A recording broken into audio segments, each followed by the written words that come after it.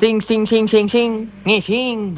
Halo Dax, gimana kabarnya? Sebuah film berjudul The Butcher Blade tahun 2026 akan menceritakan tentang seorang penjaga kota alias polisi yang jujur selama 10 tahun menahan amarahnya sampai akhirnya batas itu terlewati dan pedangnya yang berbicara. Seseru apakah ceritanya? Tanpa berlama-lama, siapkan barisan, gang erat ujung bantal. Selamat menonton. Dan ayo kita masuk ke alur ceritanya.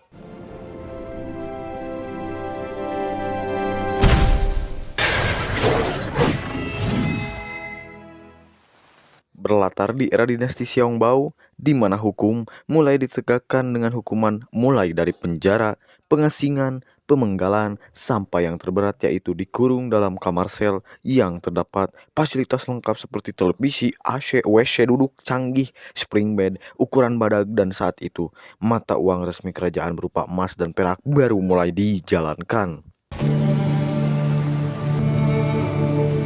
Dan kisah akan berfokus pada seorang polisi bernama Sui Buyi atau biasa dipanggil Buyi. Ini bebenguknya. Sudah 10 tahun ia mengabdi di kota ini, di mana Buyi dikenal sebagai sosok yang jujur, lurus, kaku, introvert, dan tidak pernah mau main kotor. Kedengarannya mulia, tapi di kota yang isinya sogok menyogok, colok mencolok, dan suap menyuap, orang seperti Buyi justru dianggap bodoh dan tidak punya masa depan.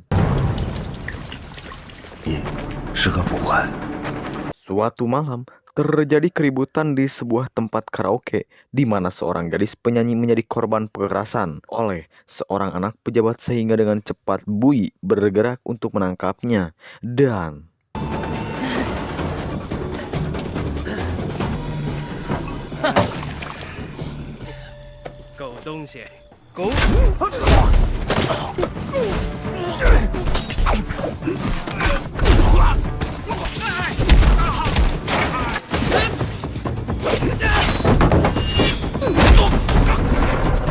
sukses menghajar semua pengawalnya, Buyi langsung menangkap si anak pejabat untuk dibawa ke pengadilan kota. Tetapi warga ternyata lebih memihak kepada tersangka, sehingga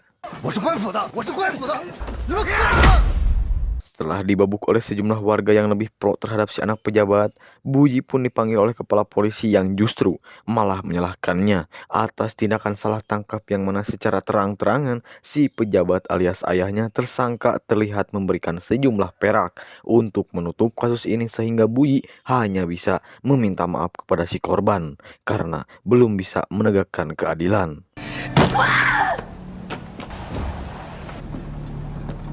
Di luar tugasnya, Buyi punya satu kebiasaan yang tidak pernah berubah, yaitu makan mie di kedai kecil milik gadis bernama Yin Erniang. Di mana Buyi selalu memesan menu yang sama dan diam-diam naksir kepada si Neng Ernia ini. Tak lama muncullah seorang juragan tanah yang datang untuk menagih uang sewa, di mana Erniang mengaku hanya bisa membayar untuk 1 bulan lagi karena uang sewanya terlalu mahal. Dan saat si juragan mulai bertindak tidak senonoh dengan dalih akan menurunkan uang sewanya, Buyi pun langsung maju untuk membelanya.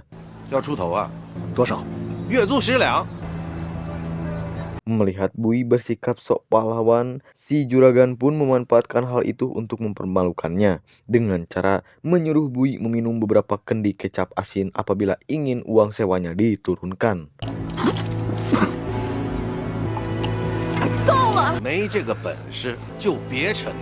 Dengan fakta bahwa semuanya butuh uang, Buyi pun mendatangi atasannya yaitu si kepala polisi untuk meminta pekerjaan sampingan. Kebetulan saat itu kepala polisi sedang asik main futsal bareng teman-temannya sehingga Buyi harus rela menunggu cukup lama sampai beliau selesai. Dan tepat saat gawangnya runtuh, Buyi terpaksa menjatuhkan harga dirinya sendiri untuk dipermalukan. Lalu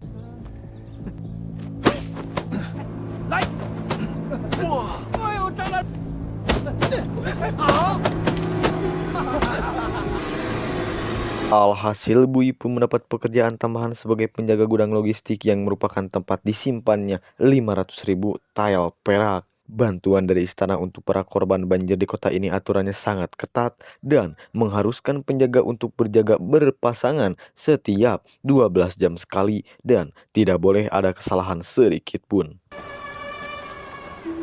Singkat cerita, malam pun poek, Bui terlihat berpasangan dengan seorang penjaga senior yang mengaku sudah lama berada di profesi ini. Dan lagi-lagi, Bui harus menyaksikan tindakan haram ketika komandan gudang sedang menerima uang suap. Bahkan membaginya kepada si penjaga senior. Melihat Bui sebagai orang yang ekonominya sulit, si penjaga senior yang kasihan pun memberikan sedikit dari jatahnya. Bui terpaksa menerima pemberian itu karena butuh uang, di mana ia langsung pergi ke WC karena sakit perut. Gara-gara makan mie level 5 ia makan.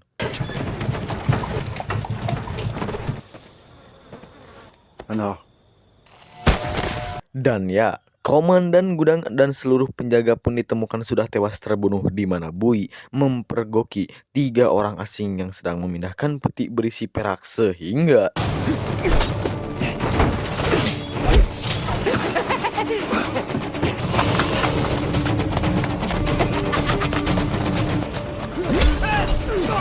karena ketiga pencuri itu jago bela diri, Bui pun hanya bisa berhasil menangkap 1 pencuri, sedangkan 2 sisanya berhasil kabur. Dan bukannya diapresiasi atas aksi heroiknya, Bui malah dituduh sebagai bagian dari komplotan tersebut. Berlokasi di sel tahanan, Bui pun diinterogasi dan disiksa langsung oleh atasannya sendiri, yaitu Bapak Kepala Polisi, di mana Bui dipaksa untuk menandatangani surat pengakuan bersalah dan harus pasrah menerima hukuman mati.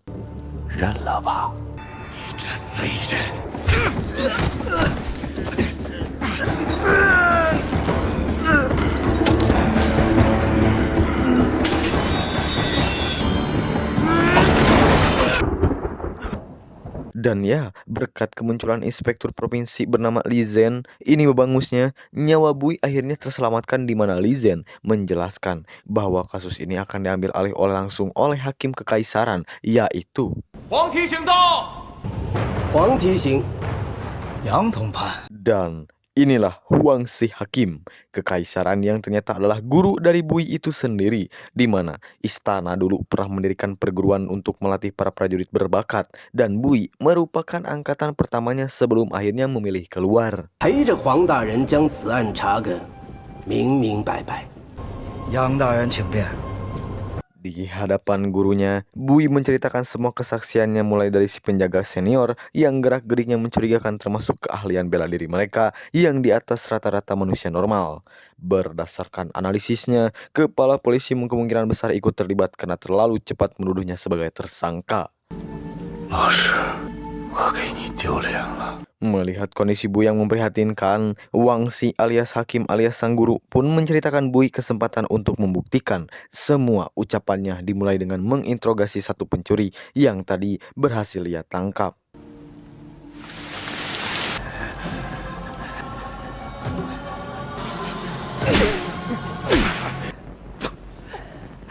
Pencuri ini ternyata bukan maling biasa, melainkan seorang buronan kelas kakap yang sudah kebal dicambuk dan seolah tidak merasakan sakit.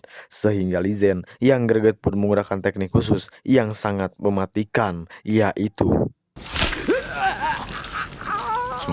setelah tulang rusuknya ditekan, si pencuri pun akhirnya buka mulut tentang nama julukan kedua rekannya yang lain, yaitu si Rubah 7 Rupa dan si Naga 9 Corak. Dan setelah informasi berhasil didapat, Li Zhen pun langsung menghabisi orang ini tanpa basa-basi.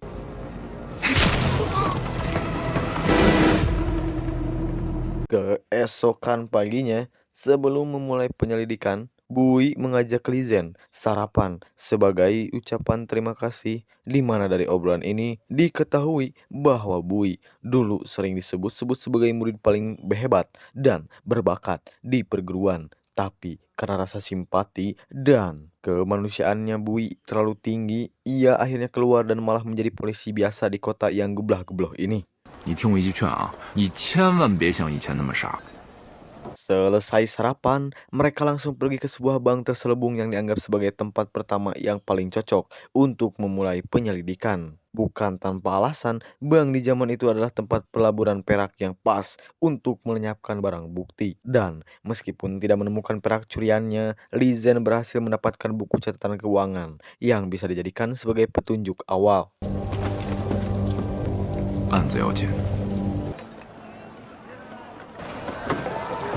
Petunjuk itu membawa mereka ke sebuah restoran di mana guru Huangxi sedang menunggu bersama seseorang yang tidak asing, yaitu si juragan tanah yang ternyata adalah pemilik dari bank gelap tadi. Sempat berkilah dan menolak buka mulut, Bui pun memaksa si juragan tanah untuk minum kecap asin dan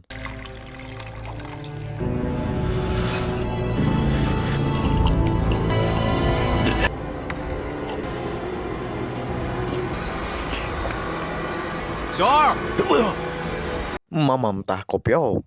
Setelah tak kuat minum lagi, si juragan pun akhirnya menyerah dan memilih untuk jujur bahwa selain bank gelap tadi, ia masih punya gudang-gudang terselubung lain yang dijadikan sebagai tempat peleburan perak bagi para pencuri kawakan. 我们当差图什么？这边看看。 全会有。 Tak buang waktu, Bui dan Lizen pun langsung melakukan penggeledahan dan berhasil menemukan perak curian yang sudah dilebur menjadi bentuk baru.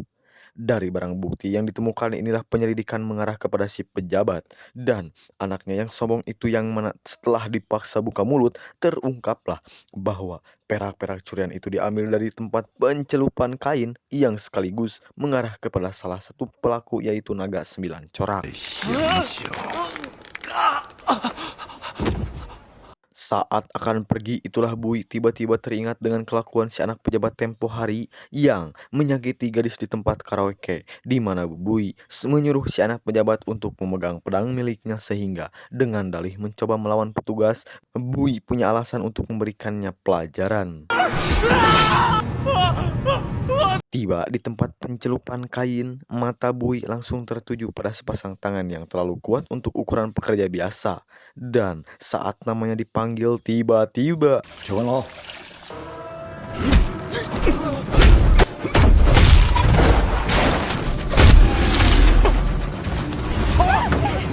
iya, inilah si pencuri yang punya julukan Naga 9 Corak, di mana tangannya memiliki power yang sangat mematikan karena dibantu item blade armor, tapi lupa sama immortalnya, sehingga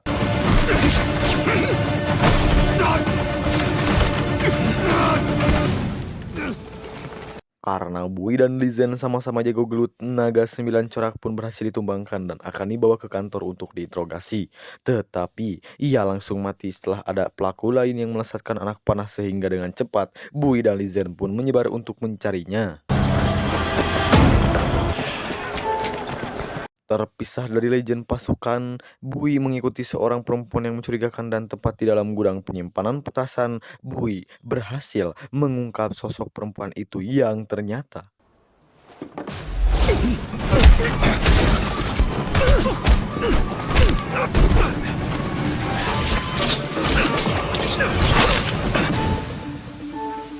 iya, inilah si pencuri yang punya julukan Rubah 7 Rupa, yang ternyata punya keahlian menyamar tingkat dewa, di mana Bui harus kehilangan pelaku terakhir ini setelah teralihkan oleh ledakan petasan. Tetapi ia tak sengaja menemukan kantong kecil milik si Rubah yang tertinggal dan bisa menjadi petunjuk penting untuk penyelidikan selanjutnya. 二娘， Malamnya, Bui mengajak Lizen dan pasukan makan di kedai milik Teh Erniang yang sikapnya jadi dingin setelah melihat perubahan Bui yang sekarang. Disitulah Bui juga baru sadar bahwa sikap orang-orang yang hormat kepadanya bukan karena dirinya, melainkan karena Bui bersama Lizen. Sehingga demi membuktikan diri, Bui bertekad melakukan penyelidikan mandiri tanpa diketahui oleh Lizen dan anak buahnya. 我要向所有人证明，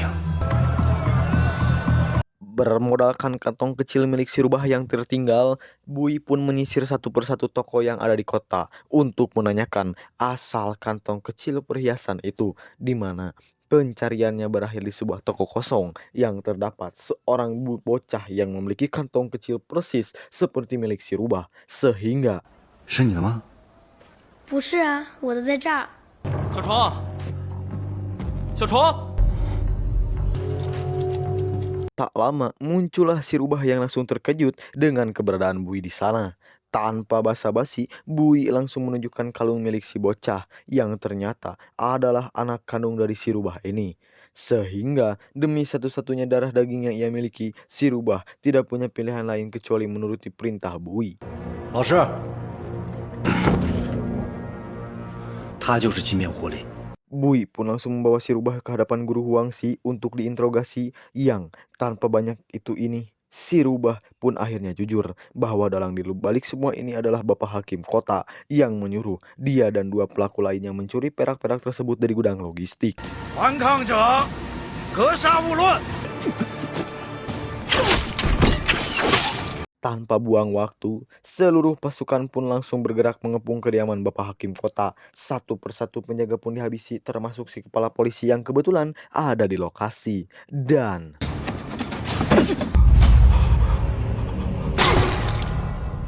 inilah Babangus Hakim Kota yang menjadi dalang di balik pencurian perak, di mana semua bukti langsung dibeberkan, mulai dari pengakuan si rubah sampai barang-barang curian lama yang ditemukan di rumah ini.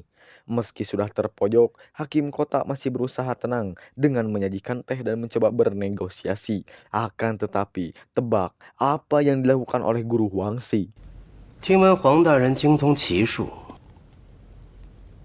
好茶。 Iya, Hakim Kota dan si rubah pun langsung dihabisi begitu saja, yang membuat Bui menjadi kebingungan. Loh, kok gini sih jadinya? Karena ini sudah di luar prosedur, dikira sedang menegakkan keadilan, guru Huangxi dan semua anak buahnya termasuk Li Zhen ternyata sama saja. Tidak ada bedanya dengan oknum pejabat lain yang hanya mementingkan keuntungan sendiri dengan cara memakai topeng hukum untuk menjatuhkan pejabat lain dan merampok seluruh harta yang menjadi barang bukti. 咱这是办案还是分赃啊？ Bui bahkan sempat menolak saat diberikan jatah bagiannya. Namun, karena semua orang langsung melihat ke arahnya, Bui pun langsung tersadar bahwa ketika satu orang berbeda arus dari kebanyakan, orang itu akan langsung ditandai dalam hal ini. Si Bui karena dianggap sebagai ancaman. 七面狐狸既已伏法，那个孩子 Guru Huangxi pun memberikan satu perintah yang sangat sulit untuk Bui terima, yaitu menghabisi anak si rubah karena dianggap sudah tidak berguna. Malam itu juga Bui bergegas pergi ke tempat di mana si bocah ditahan dan meminta tolong seorang kakek kenalannya untuk mencarikan mayat bocah sepantaran demi memalsukan kematian anak ini. 好不容易走到这一步，大哥， Dan rencana Bui pun gagal setelah Li Zhen datang memergokinya. Sehingga karena perbedaan ideologi dan cara berpikir, inilah keduanya menjadi berselisih hingga terjadilah pertarungan mematikan di antara mereka berdua.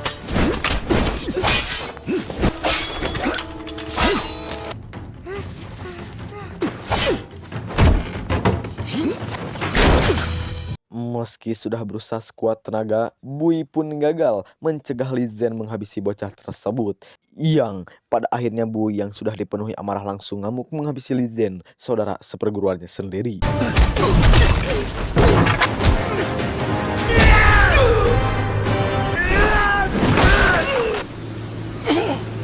Tiga hari kemudian poster wajah Bui sudah tersebar di seluruh kota dengan tuduhan menghabisi pejabat istana. Untungnya, Bui ditemukan oleh sekelompok pengemis korban banjir yang salah satunya adalah si juragan tanah yang sekarang sudah jatuh miskin. Bahkan, statusnya menjadi buronan setelah guru Huangxi menguasai kota ini. 你还没死呢，看看你现在这个鸟样！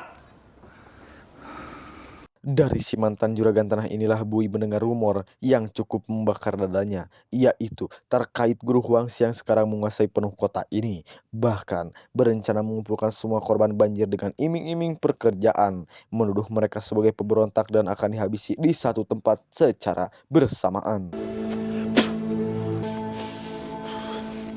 你都落到这份田地了， Dengan fakta bahwa kota ini sudah tidak aman, si juragan pun mengajak Bui untuk pergi ke kota lain dan bertahan hidup di tempat tinggal yang baru. Namun, sebelum pergi, Bui menyempatkan diri untuk makan mie di kedai Teteh Erniang. Dan disitulah ia sadar bahwa kabur adalah satu-satunya hal yang sering ia lakukan selama hidupnya. Dan karena tak ingin terus menjadi orang lemah yang terus menghindari masalah, Bui memutuskan untuk bangkit dan melawan kekejaman guru Huangxi.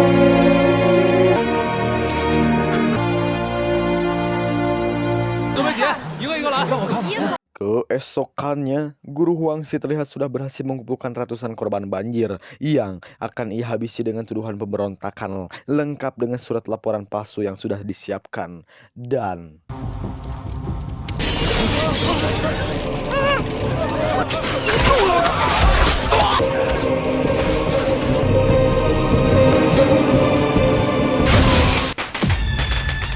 Ya, muncullah Bui yang langsung menghadapi puluhan anak buah guru Huangxi dengan amarah yang sedang membara didukung dengan kemampuan bela dirinya yang di atas rata-rata.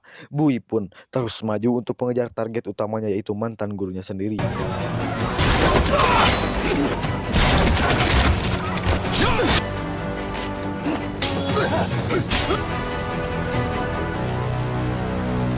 Setelah semua kroco sudah ditumbangkan, kini giliran guru Huangxi yang sedang menunggu di dalam ruangannya ditemani alunan musik santai. Di mana guru Huangxi akhirnya jujur menceritakan alasan kenapa ia melakukan semua ini. Bahwa puluhan tahun mengabdi kepada pemerintah, ia merasa tidak tenang, tidak dihargai, dan sekarang dirinya hanya ingin pensiun. Ditemani harta yang melimpah dan di mata guru Huangxi sekarang, Bui bukan lagi muridnya, melainkan seorang penghalang yang harus disingkirkan.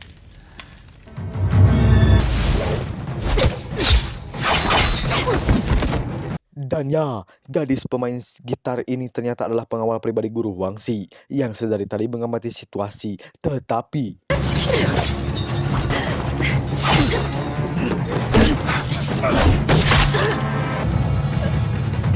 gadis pengawal itu pun tewas di tangan atasannya sendiri sehingga sekarang tinggal guru Huangxi seorang. Bui harus mengeluarkan seluruh kemampuannya untuk mencegah kemudorotan yang jauh lebih besar. 太轻了！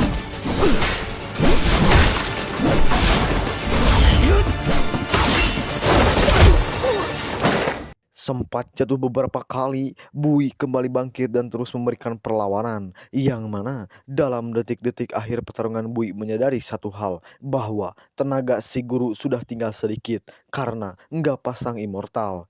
Maka dari itu, Bui bergegas membeli item Sky Fisher dan menyerang dengan ulti terakhirnya.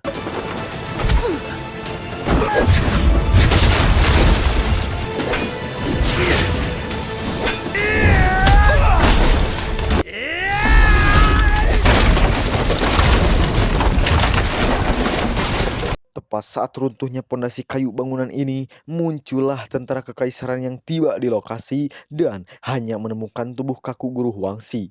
Sementara Bui sudah menghilang entah kemana. 1 bulan kemudian, seluruh rencana licik guru Huangxi pun akhirnya terbongkar setelah masyarakat ramai-ramai memberikan laporan. Dan untuk Bui, ia sudah tidak jadi buron lagi. Dan seperti sudah biasa Anda tebak, Bui punya target lain yang harus ditaklukkan, yaitu tamat. Pesan yang kita ambil adalah jangan pernah menyepelein cara kita memperlakukan orang lain. Karena kita tidak akan pernah tahu luka batin yang kita tanam di orang lain hari ini bisa berubah jadi pisau jagal yang bakal balik nyerang kita di masa depan. Saya Salaku Divisi Saka. Jangan lupa like, comment, and subscribe ya. Bye bye.